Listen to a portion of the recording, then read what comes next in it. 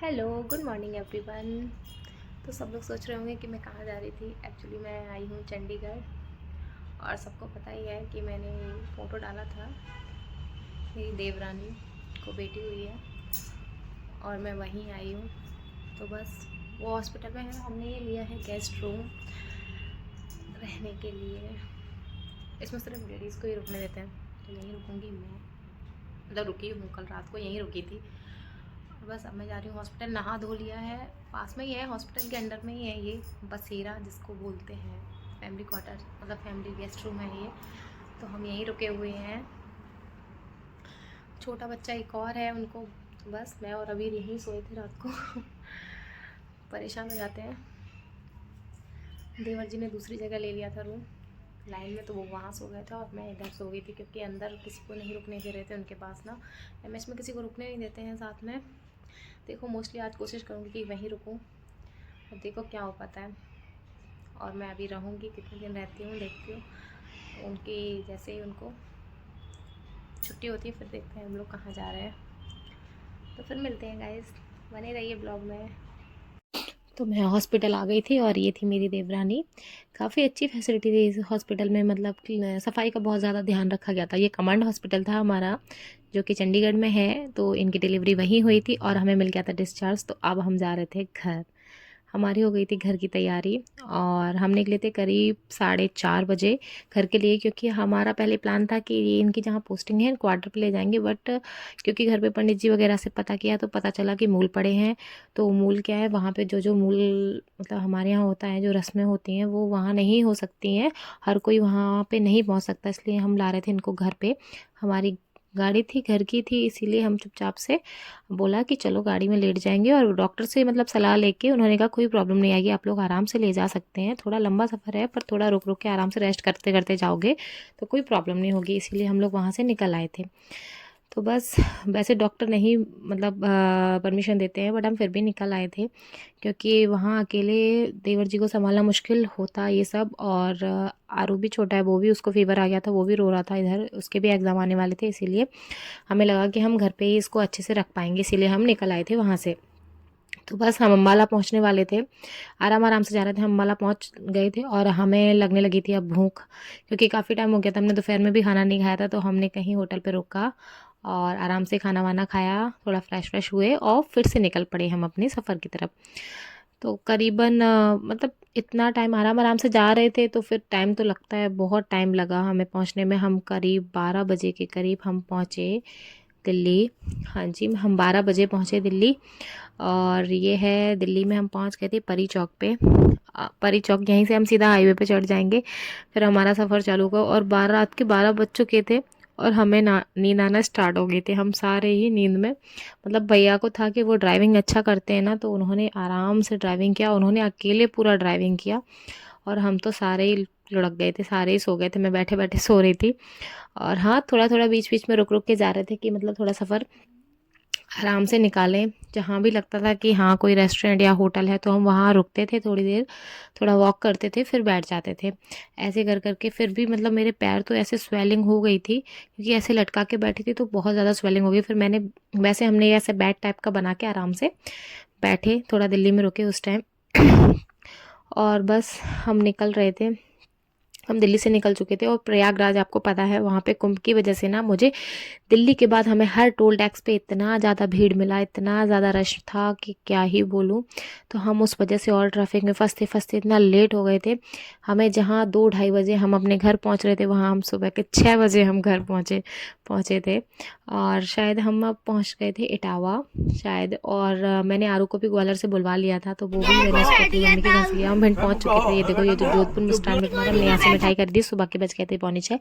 और ये देखो दोनों, और आरू, अबीर, वो दोनों अपने चाचू और पापा की गोदी में बैठे हुए थे आगे। आरू को मैंने ले लिया था भिंड से, मेरी मम्मी के घर था वो। तो बस हमने वहाँ से उसको लिया और अब हम चल पड़े थे ससुराल की तरफ। हम घर जा रहे थे। हाँ जी, हम घर बस पहुँचने वाले थे, सुबह के 6 बज के थे। पर सर्दियों में क्या अंधेरा रहता है, वहाँ पे सब लोग हमारा वेट कर रहे थे। सभी जाग गए थे, सुबह का टाइम था भाई। और बच्चों ने अच्छे अच्छे से गाने लगवाए थे, बोला ये वाले गाने बजाओ चाचू, पार्टी करते हुए जाते हैं। आरू और अबीर दोनों भाई मिल गए थे तो बड़े ही मस्ती कर रहे थे। आरू ने तो बाप रे 2 दिन रो रो के बुरा हाल किया था खुद का। और इतना ज़्यादा उसको फ़ीवर हुआ था, इसीलिए मैंने उसको जल्दी से बुलवा लिया था ग्वालियर से। भिंड मैंने कहा मम्मी आप लेके आ जाओ, मैं उसको अपने पास बुला लूँगी, थोड़ा शांत हो जाएगा। इसीलिए मैं उसको साथ में लेके फिर हम गाँव गए, और गाँव जाके तो वो एकदम मस्त हो जाता है, उसको तो मज़े आ गए। ये देखो उसकी गाँव की सड़कें। तो परी पहली बार हमारी एंजल अपने घर जा रही थी। हाँ जी, वो अपने बाबा और दादी के पास जा रहे थे, और वहाँ पे भी उसके वेलकम की तैयारी उसके बुआ ने, चाचू ने बहुत अच्छे से कर रखी थी। ये हमारे गांव की गलियां हैं, और हम बस पहुँचने ही वाले थे, और हम दोनों बहुएं फर्स्ट टाइम ऐसा हो रहा है कि हम सूट पहन के जा रहे हैं अपने ससुराल। हम लोग कभी सूट वगैरह, ये देखो हमारा घर कैसे सजा दिया है, मतलब ऐसे लड़ी वड़ी लगा दी थी। रात को ही पूरी तैयारी की थी इन लोगों ने कि हाँ सडनली हुआ था ना कि हम डिस्चार्ज करवा के घर ही आ रहे हैं, तो फिर इन लोगों ने रात में तैयारी की सब। हमारे जो देवर हैं वो कोचिंग पढ़ाते हैं, तो उनके सारे बच्चों ने हेल्प की, उनके स्टूडेंट्स ने पूरा, कि हम 2-2:30 बजे रात को आएंगे, तो उन्होंने रात में ही सारी तैयारी करके रख ली। और ये देखो ये सारे बच्चे उनके स्टूडेंट हैं जो कि हमारे वेलकम के लिए खड़े हुए थे। तो फर्स्ट टाइम ऐसा था कि हम सूट पहन के आए थे, तो मुझे भी बहुत ज़्यादा ऑड फील हो रहा था निकलने में सूट में।